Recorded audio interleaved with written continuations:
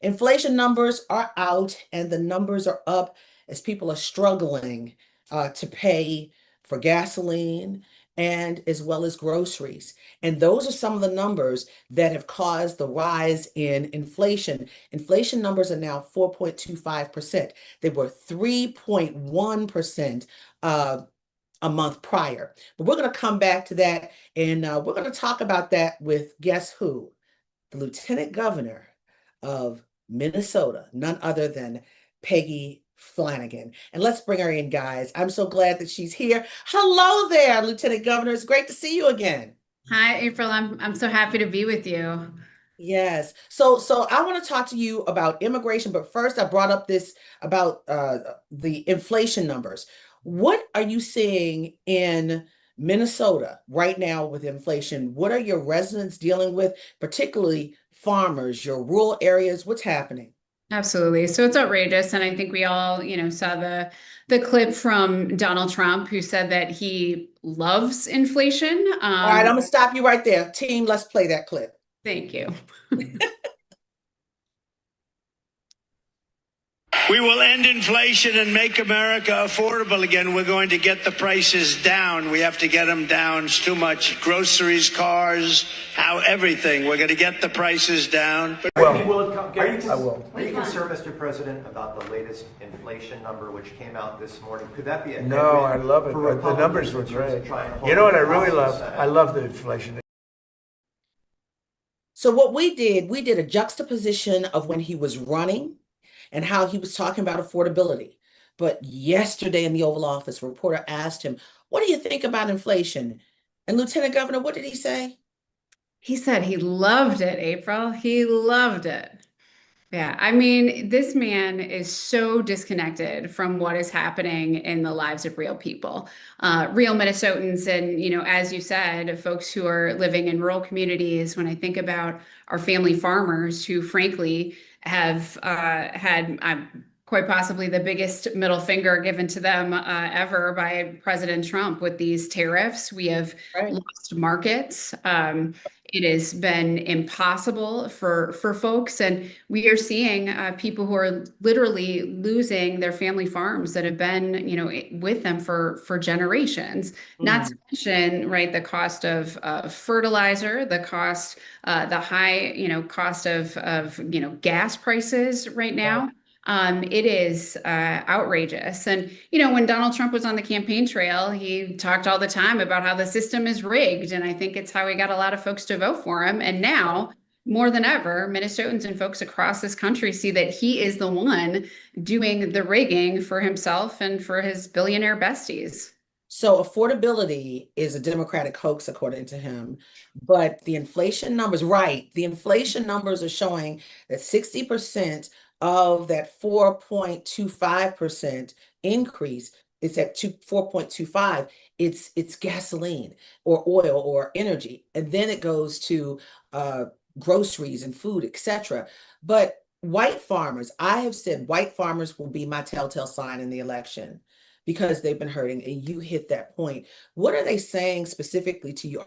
How are they asking for help from the state? I mean, there's a couple things.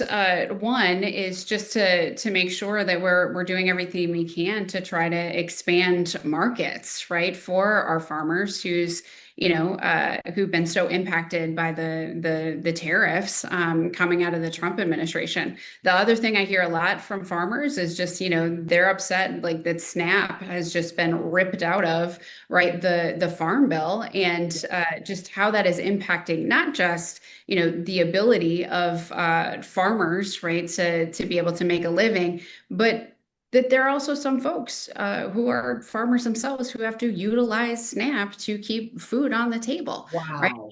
It is a setup, and so we've tried to do what we can here as a state, but it is really difficult when the federal government continues to throw up obstacle after obstacle after obstacle for folks. Even as the Trump administration is coming in, right, with subsidies. They're like, listen, I just want to, grow soybeans and I want to be able to sell them, or I want to sell corn. I want to have a market, right, for for how I make my living. And a lot of farmers have expressed to me that some of this relief, so to speak, coming from the Trump administration is like throwing a glass of water on a man in the desert. But Donald Trump is the person who put them there How in about that? the first place. So we absolutely need to do more. And the number one thing that comes up, beyond the tariffs, when I'm talking to farmers across Minnesota, is just the high cost of healthcare.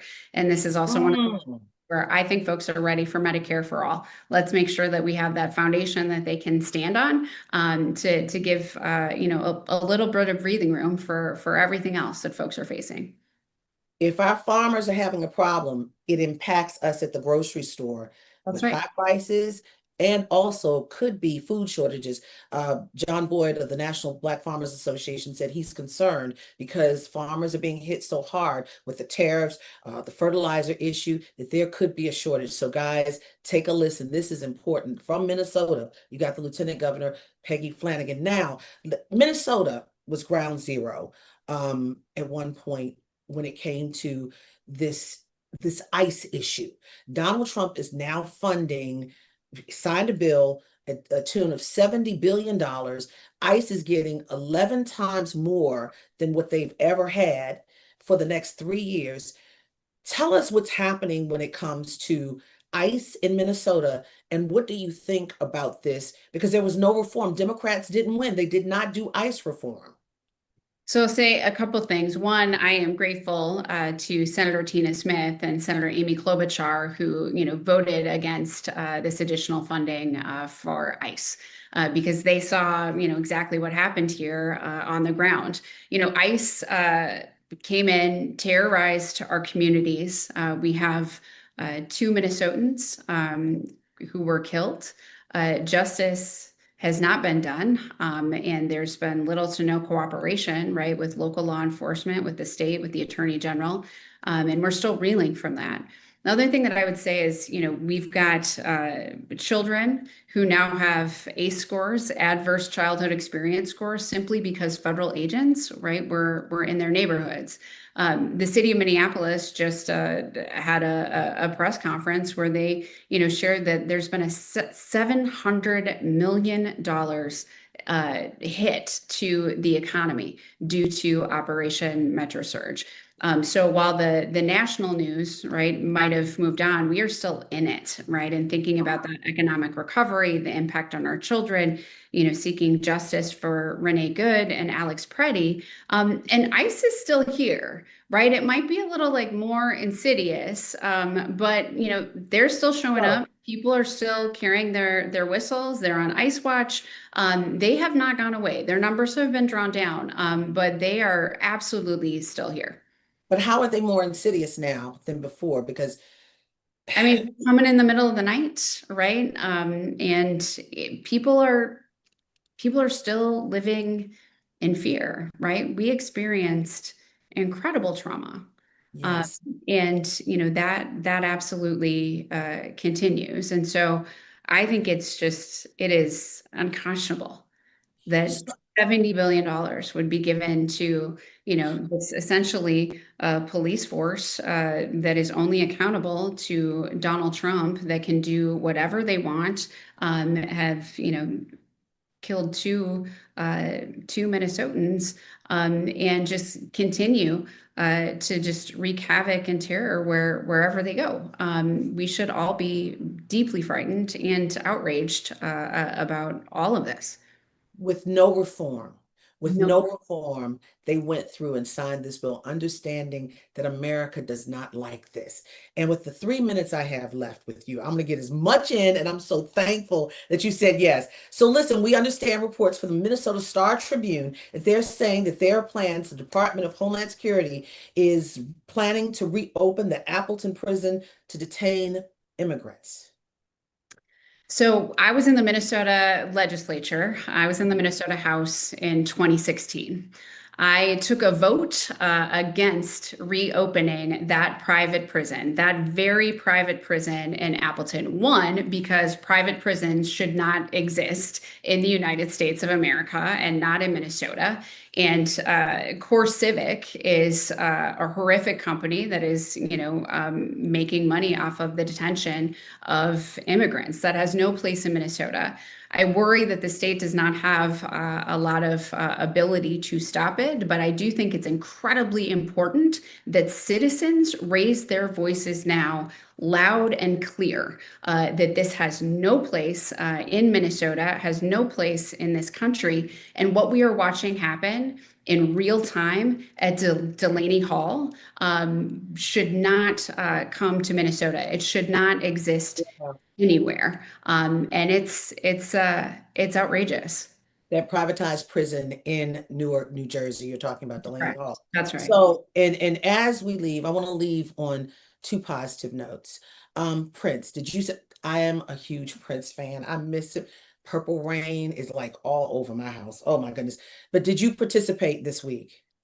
So I participated. I went and I saw Morris Day and the Time. Oh yes, and they pulled out of that American Fair thing. I'm so glad he said, contrary to rumor, no. 100%. So I was, I was with SEIU and Morris Day played that party, and I was like in the middle of a conversation, and I said, "Listen, this is the bird.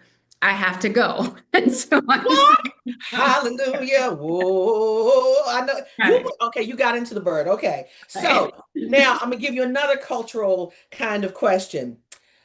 Are you feeling the New York Knicks because of Karl-Anthony Towns, because he left after being so entrenched in the community, or are you rooting for the Spurs because he's not with the Spurs?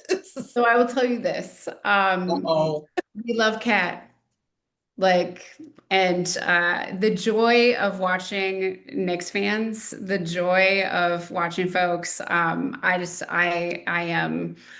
very excited about it. Now, if we're going to talk about the New York Liberty, I have different feelings there about the WNBA because I'm a Minnesota Lynx gal through and through. 2 years ago. But when it comes to the Knicks, I'm very excited about this and to watch the absolute just joy and pandemonium of Knicks fans. Y'all deserve it, right? So Did you believe last night? I mean, that you can't make that up. That was crazy. And I think that's, I saw the footage of folks, as you mentioned, saging outside of Madison Square Garden. I get it. And would just say, if you need to pump yourself up, if folks are feeling down, I can't make it, and be like, the Knicks came back, right? 29 points down. You can do anything, right? That is the pep talk that we need for the next several months to get us through these midterms. I appreciate you. You came in, we called you last minute, and you gave us time, and I'm going to respect your time. Thank you, Minnesota Lieutenant Governor Peggy Flanagan. Thank you so much for always being on the ready and telling us what's happening in the state of Minnesota that we have our eye on. Thank you for being a contrarian. I appreciate you so much, April. We'll see you soon.